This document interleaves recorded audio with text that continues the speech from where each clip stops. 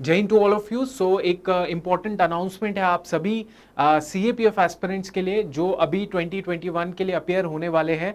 उनका जो है यूपीएससी ने एडमिट कार्ड जो है रिसेंटली रिलीज कर दिया है। So the best thing about this is कि आप कहां से क्या कर सकते हैं। यूपीएससी में एक ऑप्शन आता है व्हाट्स न्यू का। व्हाट्स न्यू के अंदर आप इधर क्लिक कर सकते हैं and you will be getting the option of this thing कि यहाँ पे व्यू ऑल में भी जा सकते हैं आप।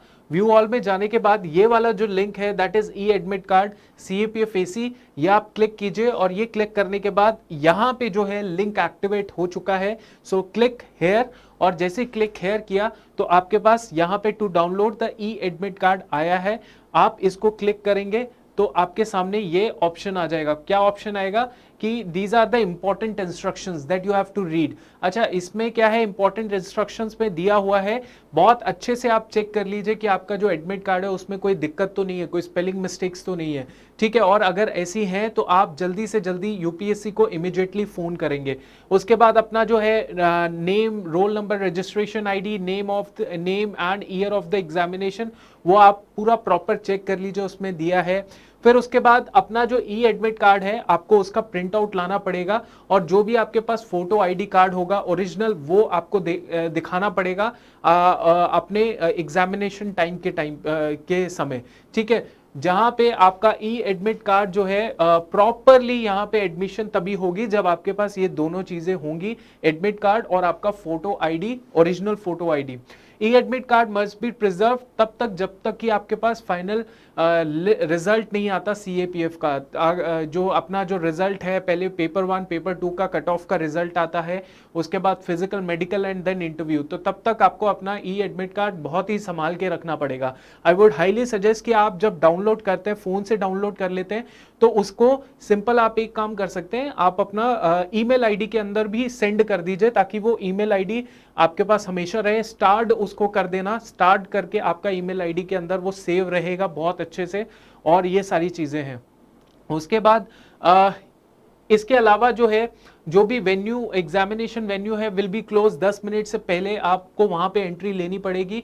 उसके बाद आपका जो है examination 9:50 is the maximum time, जब आप अपने पास टाइम है। उसके बाद आपको 9:50 के अंदर अंदर जो है 9:50 तक आपको वेन्यू के अंदर एंट्री लेनी पड़ेगी, अंदर आना पड़ेगा। और जो 10 बजे आपका पेपर शुरू होगा, 10 से 12 बजे तक आपका पेपर चलेगा। उसके बाद आपके पास 2 घंटे की ब्रेक है, लेकिन 2 घंटे की ब्रेक के बाद 2 से लेके 5 बजे तक आपका पेपर रहेगा दूसरा। तो उसके अंदर जो है वो ज्यादातर कोशिश कीजिएगा वेन्यू के अंदर ही रहना है। ये सब चीजें अगर नहीं पता तो ये इंश्योर कीजिएगा वेन्यू के अंदर रहना है, कोशिश करनी है। और उसके बाद क्या है, उसके बाद आपने ये याद रखना है कि कोई भी एक्सेप्ट द एग्जामिनेशन, जो जैसे इसमें कुछ और कई सारी चीजें हैं, जैसे यहाँ पे लिखा है यूज ऑफ नॉर्मल और सिंपल रिस्ट वॉच। ये बहुत ही इंपॉर्टेंट है, ये इंपॉर्टेंट अनाउंसमेंट इनकी द्वारा की गई है, क्योंकि कई बार सेंटर्स में बोला जाता है कि नहीं, आप रिस्ट वॉच चाहे कोई भी है आप नहीं पहन सकते हो, ठीक है। तो वो कहीं ना, और आगे फिर जब बच्चे को पता लगता है कि क्लास के अंदर भी कोई घड़ी नहीं लगी है, तो उसका थोड़ा सा वो रहता है कि टाइम का पता नहीं चलता है या उसको बार बार पूछना पड़ता है ना। तो यहाँ पे आप याद रखिए, जब भी ये जो इंस्ट्रक्शन है ये कह रही है कि यूज ऑफ नॉर्मल और simple wrist watch by the candidate is allowed inside the examination room. Understand, कोई मना करेगा आपको कि नहीं पहन सकते तो या तो उनसे बोल दो कि आपका जो कमरा है, जो भी मेरा कमरा होगा जहां पे मैं बैठूंगा, वहां पे कोई प्रॉपर घड़ी लगी है कि नहीं, नहीं लगी तो मैं पहन के जाऊंगा, क्योंकि यूपीएससी की इंस्ट्रक्शन है कि नॉर्मल रिस्ट वॉच पहन जा सकती है। और however use of watches fitted with any special accessory, ये सारी चीजें जो है, स्मार्ट वॉचेस जो है, it is completely prohibited. Understood हो गया, तो ये याद रखिएगा।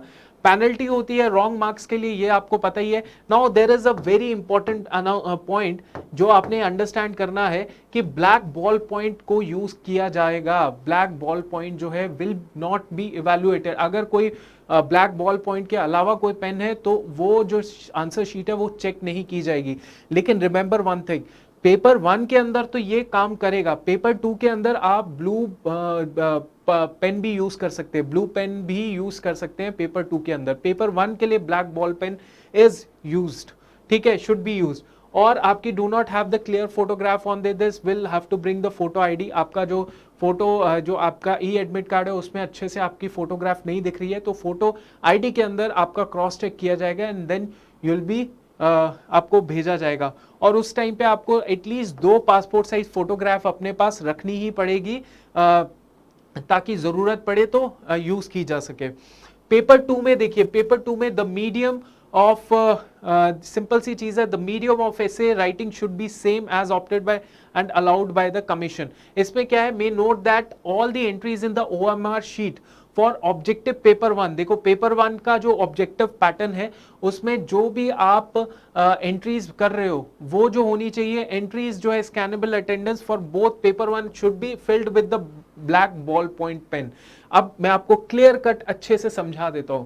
पेपर 1 है, पेपर 1 में आपके पास ओएमआर शीट मिलती है, ठीक है। ओएमआर शीट में आप आंसर लिखते हो ए बी सी डी, उसको डार्क सर्कल करते हो, वो डार्क सर्कल आप किस में करोगे, ब्लैक बॉल पॉइंट पे ही करोगे। अंडरस्टूड हो गया, नंबर 1 पॉइंट। पेपर 2 में जो है आपके पास वो जो सब्जेक्टिव में लिखना पड़ता है ना, वो आप किसी भी पेन से कर सकते हो, कोई दिक्कत नहीं है, ब्लू से करो ब्लैक से करो कोई दिक्कत नहीं है, ठीक है।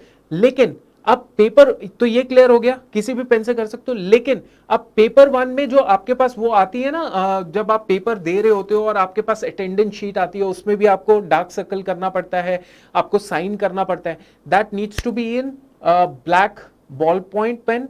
और पेपर 2 के अंदर भी जो शीट आती है अटेंडेंस शीट जहां पे आपको वो चेक करना, वो डार्क सर्कल करना पड़ता है, that needs to be in the black ball point.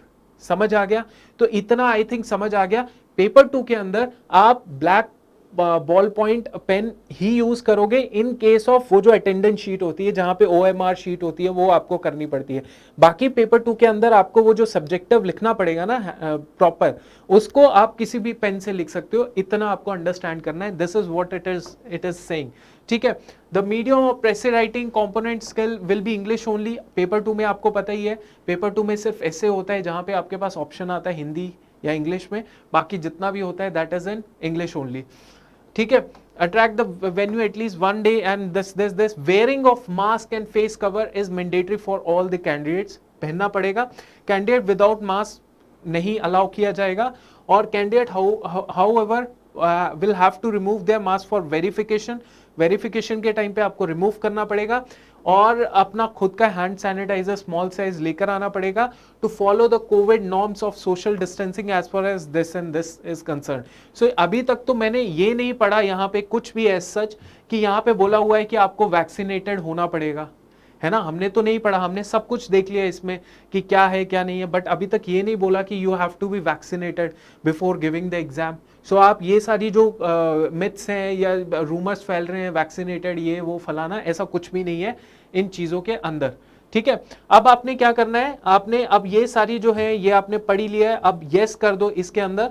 Yes करने के बाद आपने क्या करना है, अपना रोल नंबर आईडी निकाल सकते हैं या फिर आप दूसरा है रजिस्ट्रेशन आईडी का, उसको आप क्लिक करके you can get your e admit card. Understand? So हमने जितनी भी पिछली चीजें हैं वो जो भी इंपॉर्टेंट इंस्ट्रक्शंस हैं वो हमने बहुत अच्छे से देख ली हैं।